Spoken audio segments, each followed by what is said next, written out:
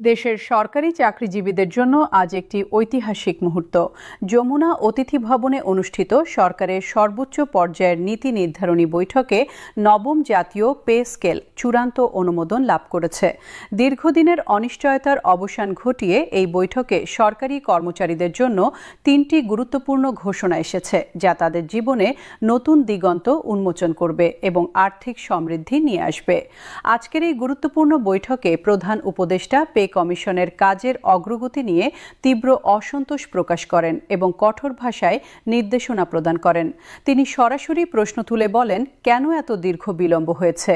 প্রধান উপদেষ্টা উল্লেখ করেন, তিনি স্বয়ং পে কমিশন গঠন করেছিলেন এবং যাদের হাতে এই গুরুদায়িত্ব অর্পণ করা হয়েছিল তাদের দক্ষতা ও অভিজ্ঞতার প্রতি পূর্ণ আস্থা রেখে তিনি প্রত্যাশা করেছিলেন যে সর্বোচ্চ 2 থেকে 3 মাসের মধ্যে সমস্ত কাজ সম্পন্ন হবে।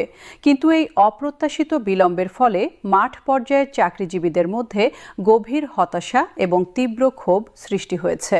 প্রধান উপদেষ্টা গভীর উদ্বেগ প্রকাশ করে বলেন, অন্তর্বর্তীকালীন সরকারের প্রতি কর্মচারীদের অসন্তোষ প্রতিদিন বৃদ্ধি পাচ্ছে এবং এই পরিস্থিতি কোনো অবস্থাতেই গ্রহণযোগ্য নয়। তিনি দৃঢ়তার সঙ্গে নির্দেশ দিয়ে বলেন, আগামী 1 মার্চ থেকে নবম পে স্কেল অবশ্যই কার্যকর করতে হবে এবং তার পূর্বে অর্থাৎ 20 ফেব্রুয়ারির মধ্যে চূড়ান্ত গেজেট প্রকাশিত হতে হবে। প্রধান উপদেষ্টার এই স্পষ্ট ও কঠোর নির্দেশের পরিপ্রেক্ষিতে বৈঠকে উপস্থিত অর্থ উপদেষ্টা ডক্টর সালাহুদ্দিন আহমেদ তাৎক্ষণিক সম্মতি জানান এবং দ্রুত বাস্তবায়নের সুনির্দিষ্ট আশ্বাস প্রদান করেন। অর্থ উপদেষ্টা তার বক্তব্যে স্পষ্টভাবে জানান, প্রধান উপদেষ্টা যেহেতু 1 মার্চের মধ্যে নবম পে স্কেল কার্যকর করার দৃঢ় নির্দেশনা দিয়েছেন এবং এটি এখন জাতীয় অগ্রাধিকারের বিষয়ে পরিণত হয়েছে, তাই গেজেট প্রকাশ এখন অবশ্যম্ভাবী।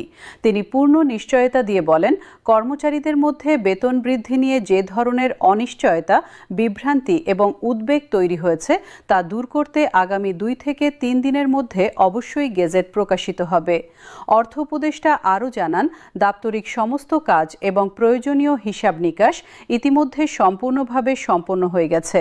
এই কারণে আগামী 18 ফেব্রুয়ারির মধ্যে গেজেট প্রকাশ করা সম্পূর্ণভাবে সম্ভব এবং বাস্তবসম্মত বলে তিনি দৃঢ় আশাবাদ ব্যক্ত করেন। আজকের এই উচ্চ পর্যায়ের এবং অত্যন্ত গুরুত্বপূর্ণ বৈঠকে প্রশাসনের বিভিন্ন মন্ত্রণালয় থেকে প্রায় 70 জন অভিজ্ঞ ও জ্যেষ্ঠ সচিব অংশগ্রহণ করেন। বেতন বৃদ্ধি এবং পে স্কেল বাস্তবায়নের প্রশ্নে তারা অত্যন্ত ইতিবাচক, গঠনমূলক এবং সহায়ক মতামত প্রদান করেন। 70 জন সচিব সম্মিলিতভাবে এবং একযোগে জানান, একটি জাতীয় বেতন কাঠামো সংশোধন এবং নতুনভাবে প্রণয়ন করা অবশ্যই একটি জটিল, সময় সাপেক্ষ এবং দায়িত্বপূর্ণ কাজ। তবে তা সম্পন্ন করতে 2 থেকে 3 মাসের অধিক সময় ব্যয় করা কোনো অবস্থাতেই যুক্তিসঙ্গত বা গ্রহণযোগ্য নয়। তারা স্মরণ করিয়ে দেন, অন্তর্বর্তীকালীন সরকার গত জুলাই মাসে পে কমিশন গঠন করেছিল এবং তাদের কাজ সম্পন্ন করার জন্য 6 মাসের একটি নির্দিষ্ট সময়সীমা প্রদান করা হয়েছিল।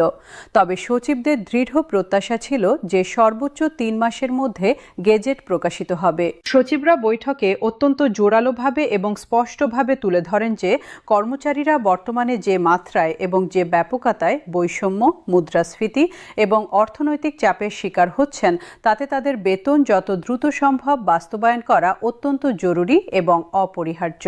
তারা বিস্তারিতভাবে জানান, অর্থনৈতিক দৃষ্টিকোণ থেকে ব্যক্তিগত জীবন এবং পারিবারিক জীবনে সুদূর প্রসারী ও ব্যাপক ইতিবাচক প্রভাব ফেলবে বলে দৃঢ়ভাবে প্রত্যাশা করা হচ্ছে। প্রথম এবং অত্যন্ত উল্লেখযোগ্য সুখবরটি হল, সরকারি কর্মচারীদের দীর্ঘ প্রায় 1 দশক ধরে লালিত প্রত্যাশা এবং 2015 সাল থেকে বন্ধ হয়ে থাকা সিলেকশন গ্রেড এবং টাইম স্কেল পুনরায় চালু এবং পুনর্বহাল করার ঐতিহাসিক সিদ্ধান্ত গ্রহণ। বৈঠকে দীর্ঘ এবং বিস্তারিত আলোচনায় উঠে আসে যে নতুন পে স্কেলে কর্মচারীদের বেতন কিছু পরিমাণে বৃদ্ধি পেলেও কর্মকর্তাদের বেতন থাকবে তুলনামূলকভাবে অনেক বেশি এবং উল্লেখযোগ্যভাবে উচ্চতর। এই অসম পরিস্থিতিতে সিলেকশন গ্রেড এবং টাইম স্কেল পুনর্বহাল এবং সংশোধন না করা হলে প্রশাসনের বিভিন্ন স্তরে ব্যাপক, গভীর এবং অগ্রহণযোগ্য বৈষম্য সৃষ্টি হতে পারে বলে গভীর আশঙ্কা প্রকাশ করা হয়। এই অত্যন্ত গুরুত্বপূর্ণ এবং সংবেদনশীল বিষয়টি মাথায় রেখে আজকের বৈঠকে পে কমিশনের chairman Zakir Ahmed Khan selection grade এবং টাইম স্কেল পুনরুদ্ধার এবং পুনর্বহালের যুক্তি, প্রয়োজনীয়তা এবং গুরুত্ব অত্যন্ত বিস্তারিত এবং তথ্যবহুলভাবে তুলে ধরেন। তার সুচিন্তিত এবং তথ্য নির্ভর উপস্থাপনার পরিপ্রেক্ষিতে প্রধান উপদেষ্টা পূর্ণ সম্মতি জ্ঞাপন করে বলেন, সিলেকশন গ্রেড এবং টাইম স্কেল অবশ্যই এবং নিঃসন্দেহে পুনরুদ্ধার এবং পুনর্বহাল করা প্রয়োজন এবং এতে কোনো প্রকার দ্বিমত বা সংশয় থাকতে পারে না। তিনি অত্যন্ত স্পষ্টভাবে জানান, ফেব্রুয়ারির মধ্যে যে খসড়া অনুযায়ী এবং যে কাঠামোতে গেজেট প্রকাশ করা হবে সেখানে এই দুটি অত্যন্ত গুরুত্বপূর্ণ ভাতা এবং সুবিধা অবশ্যই এবং নিশ্চিতভাবে অন্তর্ভুক্ত এবং সংযুক্ত থাকবে। এই দৃঢ় এবং সুস্পষ্ট সিদ্ধান্ত সরকারি কর্মচারীদের জন্য একটি অত্যন্ত বড়, স্বস্তিদায়ক এবং আশাব্যঞ্জক বার্তা, কারণ প্রায় 10 বছরের দীর্ঘ সময় ধরে তারা এই গুরুত্বপূর্ণ সুবিধা থেকে সম্পূর্ণভাবে বঞ্চিত ছিলেন। সিলেকশন গ্রেড এবং টাইম স্কেল পুনর্বহাল এবং সক্রিয় হওয়ার মাধ্যমে সরকারি কর্মচারীরা তাদের চাকরি জীবনে একটি নির্দিষ্ট সময়কাল এবং মেয়াদ অতিক্রম করার পর স্বয়ংক্রিয়ভাবে এবং নিয়মিতভাবে বেতন বৃদ্ধি এবং আর্থিক সুবিধা পাবেন। এই গুরুত্বপূর্ণ ব্যবস্থা তাদের আর্থিক নিরাপত্তা, ভবিষ্যৎ পরিকল্পনা এবং জীবনযাত্রার মান উল্লেখযোগ্যভাবে বৃদ্ধি করবে এবং কর্মক্ষেত্রে আত্মবিশ্বাস, উৎসাহ এবং নিষ্ঠা বাড়াবে।